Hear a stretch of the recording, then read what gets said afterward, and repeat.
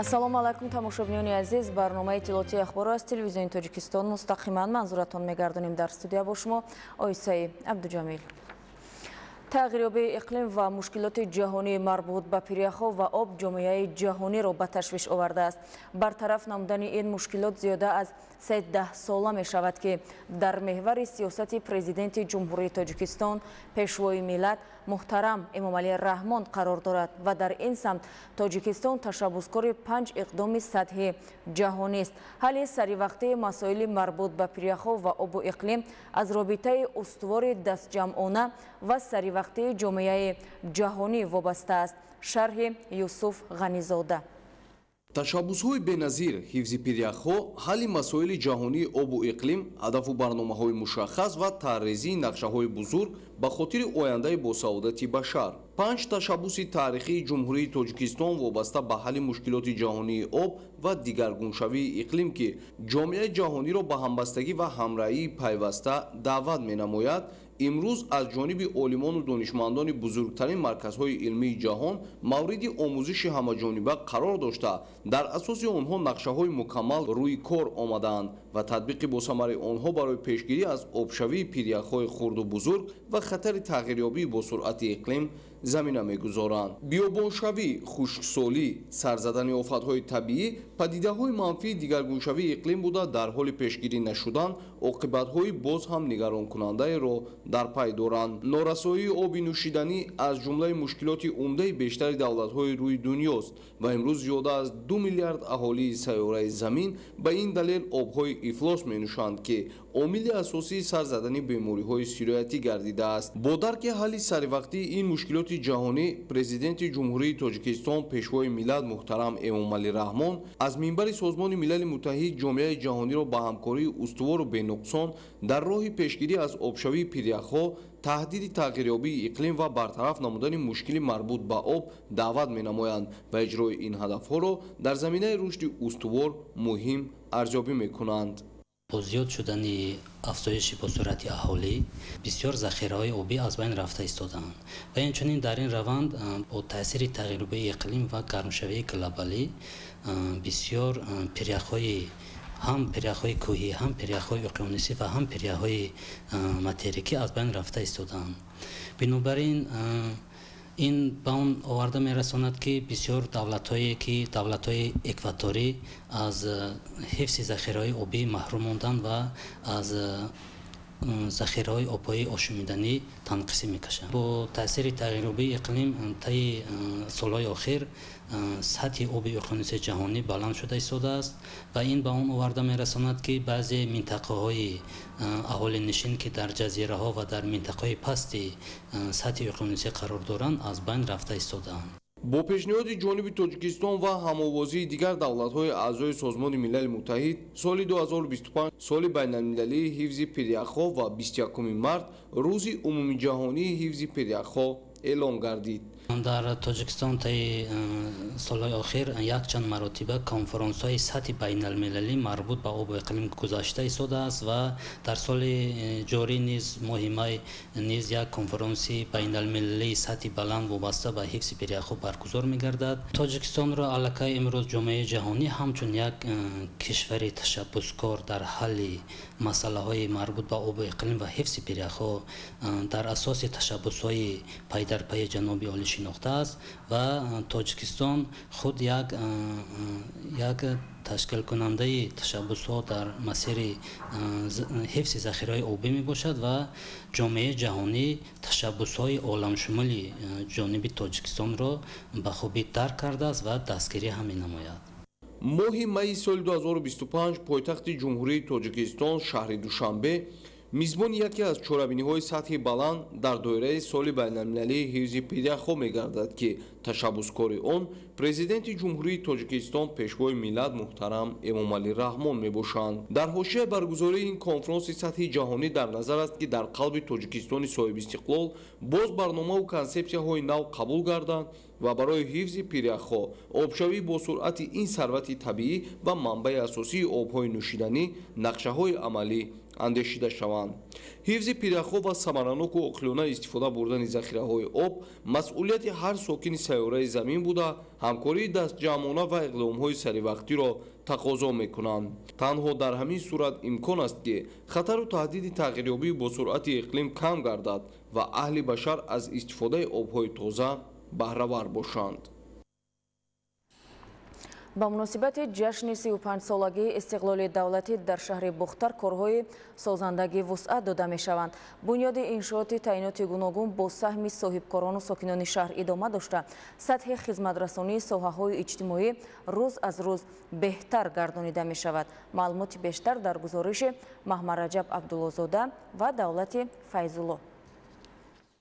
истиқлолият рамзи озодӣ, ифтихор аз ватану ватандӯстӣ, бузургтарин имконияти давлатсозиву давлатдории мустақил, илҳомбахши азму талошҳои созанда ба хотири таъмин намудани рушди давлат, ободии ватан, зиндагии осоиштаи мардуми Тоҷикистон ва баланд бардоштани сатҳи зиндагии сокинони мамлакат мебошад.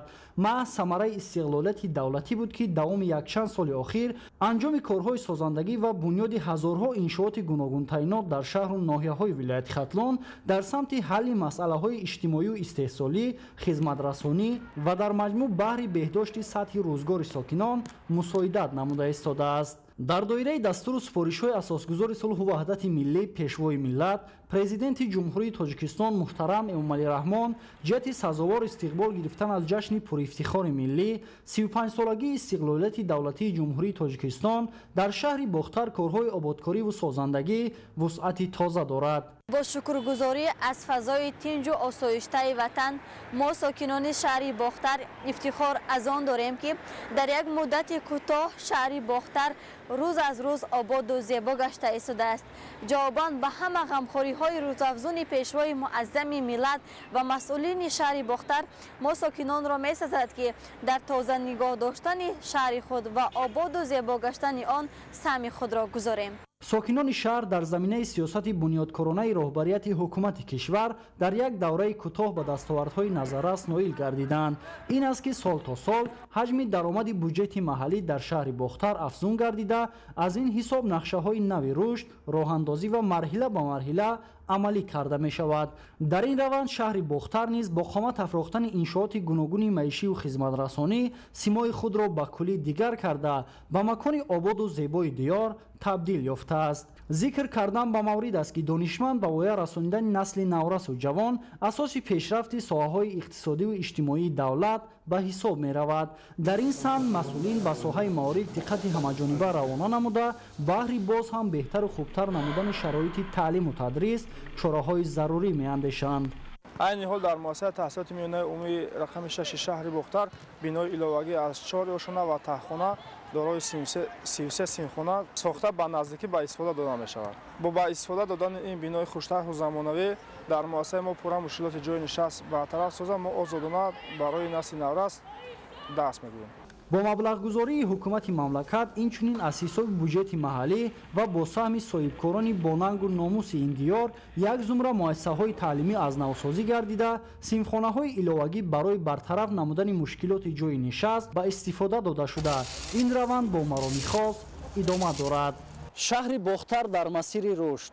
имрӯзҳо бо истифода аз имкониятҳои мавҷудаи шаҳрдорӣ дар ҳудуди шаҳр корҳои ободкориву созандагӣ бо мароми хос идома дорад. бахшида ба ҷашни 35-солагии истиқлолияти давлатии ҷумҳурии Тоҷикистон 300 иншоот ба нақша гирифта шудааст ки то ин дам 60% нақша амалӣ гардидааст. масъулин ният доранд ки то вақти муайян шуда боқимонда иншоотҳои ба нақша гирифташударо бо сифати баланд мавриди баҳрабардорӣ қарор диҳанд. сокинон ҳамаи ин пешрафту ободониро аз фазои осоиштаи ватани азиз, татбиқи сиёсати бобарори президенти ҷумҳурии Тоҷикистон, пешвои миллат муҳтарам Эмомалӣ Раҳмон ва пойдориву таҳкими истиқлоли давлатӣ арзёбӣ карда, аҳлона пай кору фаъолият ва боз ҳам беҳтару ба талаботи замон ҷавобгӯ гардонидани шароити кору рӯзгори худ талош менамоянд. Маҳмараҷаб Абдуллозода, Давлати Файзулло, шаҳри Бухтар, ахбор. ҷамоати деҳоти ёрии шаҳри Панҷакент яке аз калонтарин ҷамоатҳои шаҳр ба ҳисоб меравад. имрӯзҳо дар ҳудуди ҷамоати мазкур раванди созандагиҳо вусъат дошта. дар баробари бунёди иншооти гуногун ҳамчунин ба масъалаи кабудизоркунии маҳал низ таваҷҷӯҳи хос равона гардидааст. гузориши Далери Бозор ва Зарҳуни Неъматулло. дар ҷамоати деҳоти ёрии шаҳри Панҷакент бо мусоидати мақомоти иҷроияи маҳаллии ҳокимияти давлатии шаҳр, ҷалби соҳибкорон ва дар умум саҳми тамоми сокинон корҳои ободонӣ ба ифтихори ҷашни 35-солагии истиқлоли давлатии ҷумҳурии Тоҷикистон вусъат меёбад. имрӯзҳо дар зиёда аз 15 иншооти таъиноти гуногун корҳои сохтмонӣ рафта истодааст. бо мақсади беҳтар намудани шароити кории кормандони ҷамоат, имрӯзҳо корҳои таъмирӣ дар бинои маъмурии ҷамоати деҳоти ёрӣ идома доранд. тибқи нақша дар ин раванд тамоми ҳуҷраҳои кории кормандон таъмир гардида, ҳамчунин намои беруна ва гирду атрофи бино низ зебову назаррабо гардонида мешавад. дар ҷамоати мазкур ду муассисаи томактабӣ фаъолият мекунанд ки дар якҷоягӣ имкони ба тарбия фаро гирифтани то 300 кӯдакро доро мебошанд. бо мақсади беҳтар намудани шароити машғулиятгузарониҳои кӯдакон, имрӯзҳо дар кӯдакистони хусусии Барно корҳои таъмирӣ рафта истодааст. ин кӯдакистон ки имкон дорад то 100 кӯдакро ба тарбия фаро гирад, аз ҷониби соҳибкори маҳаллӣ бунёд гардидааст ва ҳамин гуна боз таъмиру навсозӣ гардонида мешавад. ҳамчунин бо иқдоми ин соҳибкор дар боми бинои кӯдакистон панелҳои офтобӣ насб гардида, он бо системаи гармидиҳии мутамарказ таъмин гардонида мешавад. яъне аз ин пас ин кӯдакистон бо гармиву рӯшноии худӣ таъмин карда мешавад ки ин ба беҳтар гардидани фаъолияти минбаъдаи он мусоидат мекунад. инҷо корҳои рангуборкунӣ, насб кардани панелҳои офтобӣ барои бо барқ таъмин намудани кӯдакистон, дастгоҳҳои гармидиҳӣ ки аз Федератсияи Русия оварда ва ҳоло корҳои масъул насб он идома дорад ва дар оянда мо умед дорем ки солиёни зиёд баҳри дар бар гирифтани таълиму тарбияи насли наврас кӯдакон як бисёр иқдоми зарурӣ ва муваффақ аст ва дар умум дар маҷмӯъ дар ин кӯдакистон ҳоло корҳои аз навсозӣ, ободсозӣ ба маблағи зиёда аз 100 000 сомонӣ масраф гашта истодааст.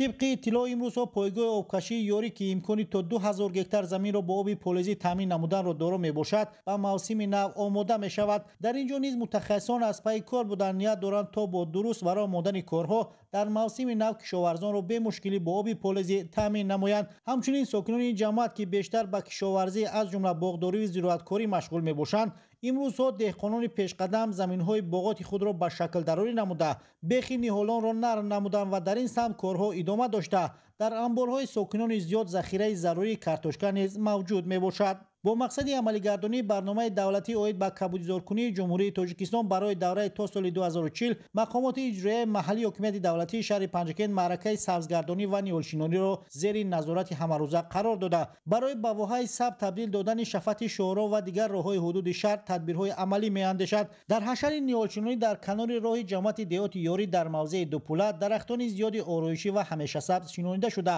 масъулони ҷамоати деҳот ва шуъбаи ҳифзи муҳити зисти шаҳр азм доранд нигоҳубини онҳоро зери назорат қарор диҳанд. ҳамчунин таҳти шиёри Панҷакентро ба шаҳри сабз табдил медиҳем, бо ибтикори мақомоти иҷроияи маҳаллии ҳокимияти давлатии шаҳри Панҷакент ва бахши ҳифзи муҳити зист дар ин шаҳр бо иштироки кормандони бахшҳои бонкҳо, ширкатҳои сайёҳӣ ва дигар соҳибкорони шаҳр ҳашари ниҳолшинонӣ баргузор шуд.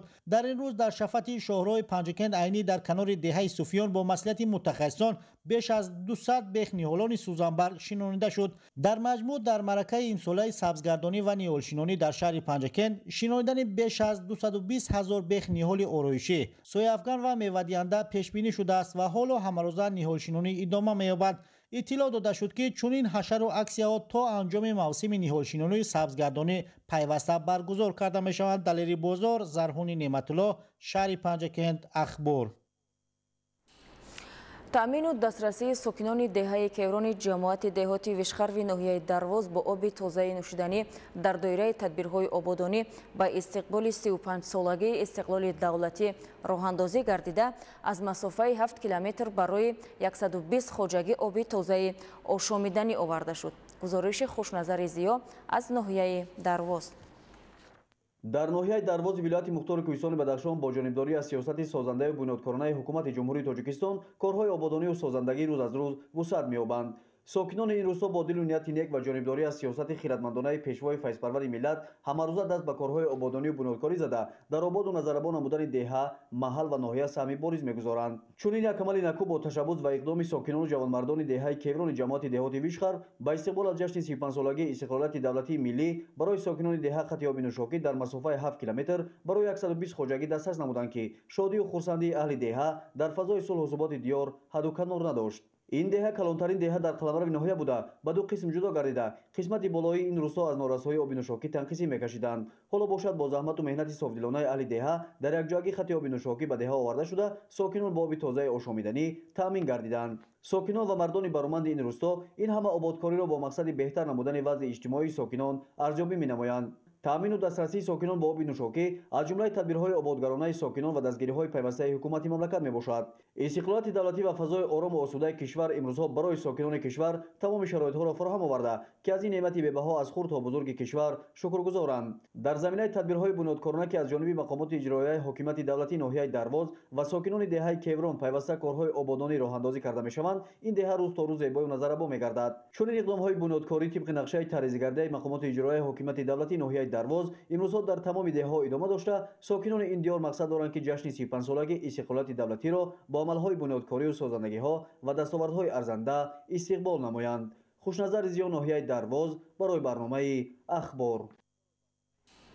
кишоварзони шаҳри Турсунзода азм доранд то дар соли 2025 аз рӯзҳои офтобӣ истифода бурда бо заҳмати софдилона ҳосили хуб ба даст биёранд ва бозорҳои истеъмолиро бо маҳсулоти ватанӣ таъмин намоянд.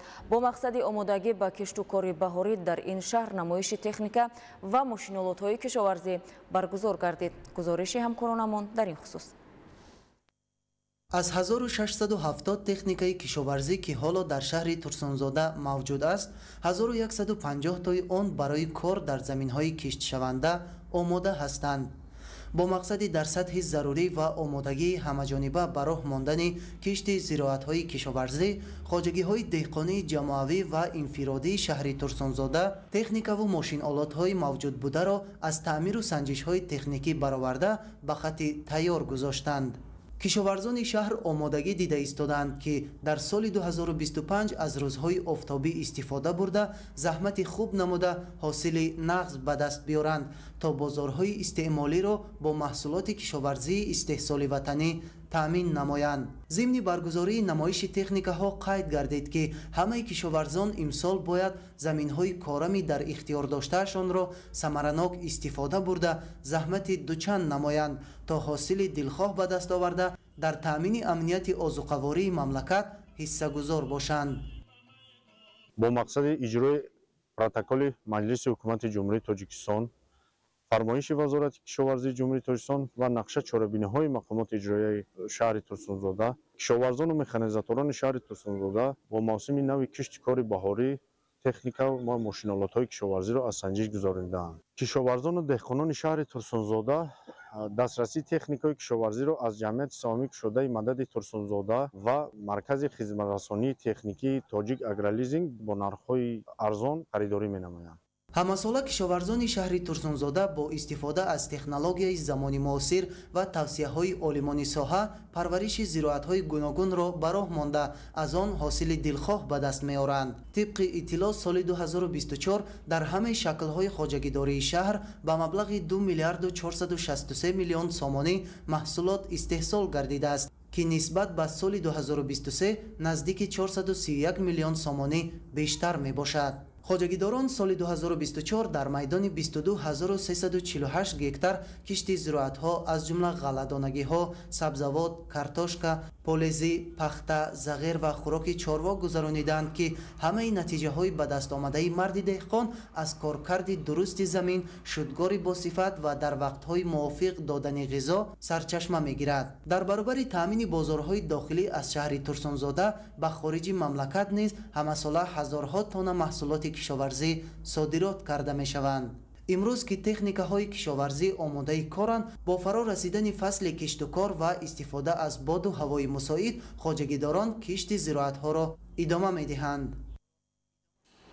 тамошобинони азиз, дар ҳамин ҷо барномаи иттилоъоти ахбор ба анҷом мерасад. хайр, саломат бошед.